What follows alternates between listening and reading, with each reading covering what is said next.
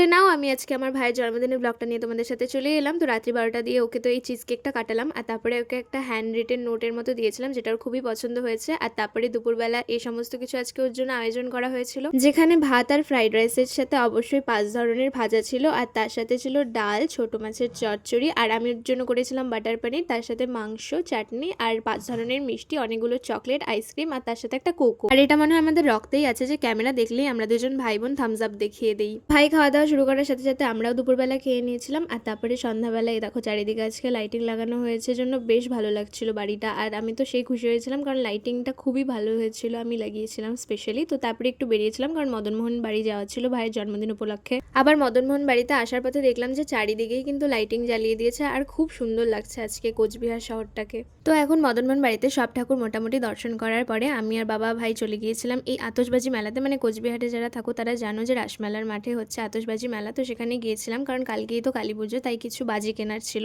আর দেখো আজকে আতশবাজি মেলাতে কত ভিড় হয়েছে, এমন একটাও স্টল ছিল না যেটা ফাঁকা ছিল। তো যাই হোক, মেলা থেকে বেরিয়ে বাজি টাজি কিনে এবার আমরা চলে গিয়েছিলাম কেকের দোকানে, কারণ একটা কেক নিতে হতো আমাদের ভাইয়ের রাত্রে বার্থডে সেলিব্রেশন হবে সেই জন্যই। তাই সুন্দর লাইটিং দেখতে দেখতে চলে এলাম বাড়িতে। আর বাড়িতে এসে তো প্রথমে বেলুনগুলোকে ফোলালাম, আর এই সব বেলুন কিন্তু আমি লাগিয়েছি। তারপরে এখন রাত্রের সেলিব্রেশনের পালা, ছোটো মোটো করে একটা সেলিব্রেশন হওয়ার ছিল, তো বাড়ির সবাই একটু জড়ো হয়েছিল, আমরা কেক কাটা করলাম, তারপরে সবাই আশীর্বাদ দিল।